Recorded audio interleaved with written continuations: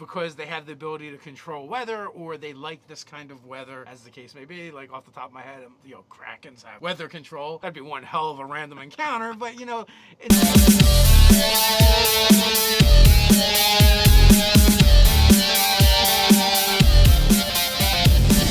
Nerdarchist Ted. And I'm Nerdarchist Dave. Welcome to Nerdarchy, for nerds by nerds. So making your D&D world more real with random roll charts. All right, so we want to talk about how random roll charts can really tie into travel and movement throughout the worlds of Dungeons and Dragons. Also, I guess you could use this for other RPGs as well. Absolutely. So the concept of, random roll charts, there's so many things that have already been determined or already been preset with random roll charts that you have the ability to use these. If you don't feel like coming up with, or if you want the hazards of, things could change at a moment's notice, you can just have these charts ready to go and roll on them when you feel the need to arise. And heck, I've been out for a walk and all of a sudden the weather just instantly changes. You hear a crackle of thunder, lightning appears in the distance, and the sky opens up. It was bright and sunny 5 minutes ago, and now you're soaking wet. If it can happen in the real world, it absolutely can happen in a role-playing game. Yeah, and it also kind of can change some things and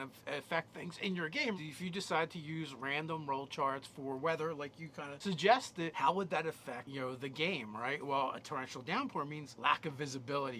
You're not going to see nearly as far. If you couple that with some kind of random encounter or planned encounter, right? Like maybe you decide to do your weather randomly, but you also have some planned encounters for over the road and travel, and you're like, oh, you know what? That torrential downpour would make perfect sense for Monster X because they have the ability to control weather, or they like this kind of weather, as the case may be. Like off the top of my head, Krakens have weather control. That'd be one hell of a random encounter, but in some old school D&D, that might happen. Absolutely.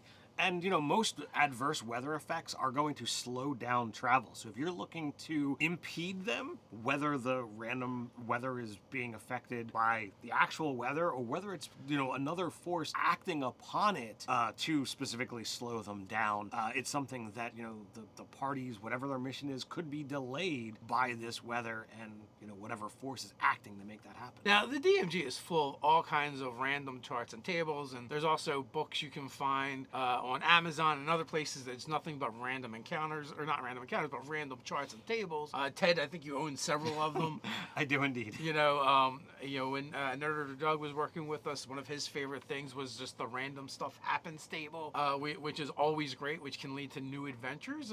Now, if you're also like a more of an improv GM and you're sandboxing and willing to go with whatever's going on, then this can really be fun and spring new ideas for you as the GM, and also keep you on your toes and been like, well, they were traveling from this town to this city, but now there's a flying castle. The whole adventure has changed. That might be a lot of work for the GM on the fly, but some GMs kind of thrive and love that. Yeah, and if you look at, this variety of streamers out there, some that I specifically watch, if you're running a long protracted game, you're not running like a set story arc in X number of sessions, that, things can absolutely be delayed or enhanced by those random roll charts and, those weather things that are like, all right, you have no idea what things are going to be like today, and if you roll poorly, then, you could go in the wrong direction and things could get all out of whack. All right, so Dave, what is your favorite type of random roll chart? Man, I'm kind of a sucker for a good random encounter table. I guess because I came up in first edition and second edition, and it was much more of a factor in the game. And also it can help tell part of the story about the world, where, it's not so much about this like pre-planned big arc that GM has, but like what's going on in the world. You roll on a random encounter table and you get some weird monster or creature or just event, then all of a sudden, how does this fit and interact with the rest of the world? Now we get to tell that story together with our players. A lot of stories that I see today, like they factor in what level is the party, what kind of thing can they counter that's not going to just out and out kill them. Where I know we've played where like, all right, we're second level and a giant comes out of nowhere and just begins to stomp through everything, and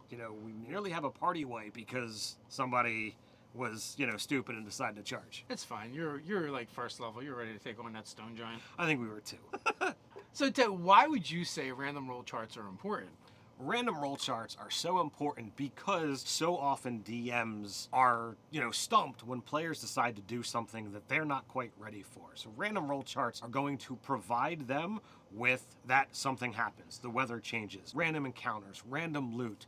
There are some styles that are entirely built off of random. DMs don't even have to make any choices. They let the dice decide for them. We're talking about, this kind of stuff. You can check out the Zero Prep D&D with this video above our heads. Yeah, it goes into a whole system and website for basically clicking a button, creating random everything. We love it. All right, so we're gonna go and talk about some pros and cons of having random charts in your D&D game, and how you can actually use these random events to make your D&D world seem more real. So first off, it's going to add more choices. These charts that are out there, they've been cultivated by professionals essentially, whether they're in a small book, a large book, or possibly even just, random things that you found online. They're going to have more people generating more ideas. Regardless of how successful you are, you can't come up with everything. So here's ideas made by somebody else. Yeah, so we'll go down the list of pros first. So Sorry, that was our first pro, adding more choices. it just adds options that maybe you wouldn't have thought of, and then you get to see how the players will interact with it. So next up is the idea that these can be quick idea generators, right? Maybe you don't, it's not so much that you're gonna randomly generate everything, but maybe you're just stumped, you're bored, you've been doing the same stuff forever, and you're like, I need to break up the monogamy somehow. Monotony. That's completely different. Break up topic. monogamy might be something vastly different. It's a quick idea generator, and it is awesome for building up and breaking through when you have writer's block. You can throw the dice down, see what they come up with, and now you're off and running, possibly directions you would have never thought of on your own. Yeah, as I said before, this is a great way, and I know there are GMs out there that they just use the tools that are there, and that's how the story unfolds. And those sessions can be just as amazing as, anything that's a pre-planned adventure. And with that, it's ease of use. You don't have to make those decisions. The dice do it for you. All you need to do is find the proper charts that you want to use, and once you've essentially prepped those once, all your prep, comes with just a roll some dice. So one of the things I had mentioned earlier, and several times, and it's going to be a recurring theme, is that it adds surprises for not just the players but the DM as well, right? So you, as the DM, never know what the players are going to do and how they're going to react to anything, but now you also get to randomly roll and see what the world's doing and how the players are going to react to that. And all of this really helps to solidify your D&D world and make it more real, in the sense that nobody has full control of what's going on in the world around them, whether they're talking about D&D or the real world. So when you start getting into these random roll charts and introducing these ideas into the game, not only make ideas percolate in your brain, but also it shows that the world is moving around the players despite what they're doing. Now another advantage in doing this, is whether you're rolling on the spot or as part of your prep. If it's a role you really don't like, you're still in control. You're still the DM. You can be like, all right, well, that one doesn't work. Let me roll something else. So you still have full control here, unless it's part of the buy-in of whatever the dice say is what you do. So that's the advantage. Another advantage of these kind of charts is you're still the DM. You still have control. It's still yours. You get to take control of narrative direction anytime you want. What about some cons? So the cons are up there, and it's gonna add in delays. It's gonna add in the chaos. We talked about the weather. The weather can slow things down.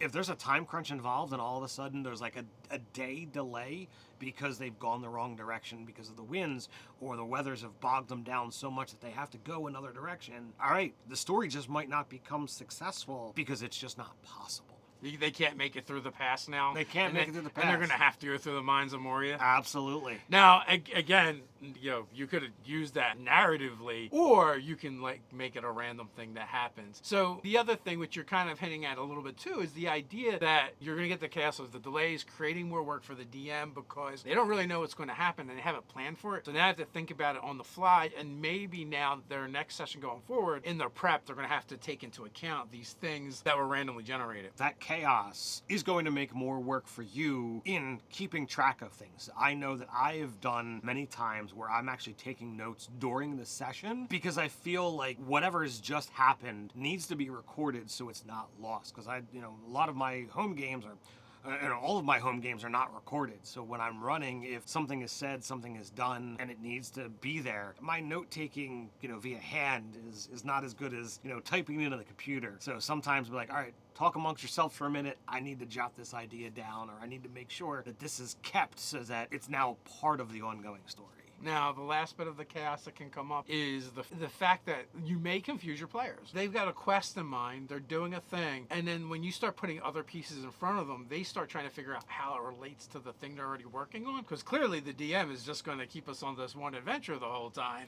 Sure. Oh, yeah. Or the other side of that is, they don't associate it with what's going on, but they, for some reason, have fixated on it, or in their mind right now, this is more important. So if you're trying to keep them on track or on pace with a particular story and story beats, that might not happen. And it's generally not a problem in a home game, but like if you're running a convention game or shorter campaign arcs, it could definitely be an issue. Yeah, and sometimes these random rolls could possibly utterly derail a campaign. If you're on a story arc and you need a divergence and you happen to roll some really interesting things and the players get really hooked, they might give up on whatever the main quest is to go chase the side quest. And again, if you've inserted something that's a time crunch or something that has to be done by a certain phase of the moon, it's possible that they're having so much fun with this alternate arc that they're unable to complete that first one maybe until next month or next year or next decade or whatever have you. So now it's like, all right, well, now what do we do, because we messed up this whole first arc because the second arc was more fun. Yeah, which, I mean, as long as you're not like super married to what you're doing, it is okay to chuck that. Sure. And do something, interesting. And bringing it back to travel, the other thing is too, it is real easy to set up these like interesting side venues or side quests for the players that they were out on, and for them to kind of forget about what the main thing was, what they were working on, like you mentioned. So these are pitfalls that you're gonna have to remember, but it doesn't have to be a big deal if you're okay as a GM with chucking the other stuff you'd been working on, which some DMs, I know they're dead set against it, but me personally, do it all the time because I just want to do what's fun for the players. Awesome. That's absolutely right. It's a scenario that as long as the table is having fun, it's really annoying when you as the DM put time, effort, and energy into a concept and you realize shortly thereafter, your concept isn't as bought in as much as you wanted, or some other idea comes up and the players are like, nah, I'd rather go do this other thing than do that first thing that we talked about. And, it sucks, but it's completely okay. If you like this video, as well as all the content we put out on nerdrp.com, make sure you like, share, subscribe, even attune to that notification. Quick reminder, we drop new videos here on the channel weekly, so come on back, but you can't wait till then. Check the cards up here for your next NerdRP video. So until next time, stay nerdy. I pointed to the wrong camera.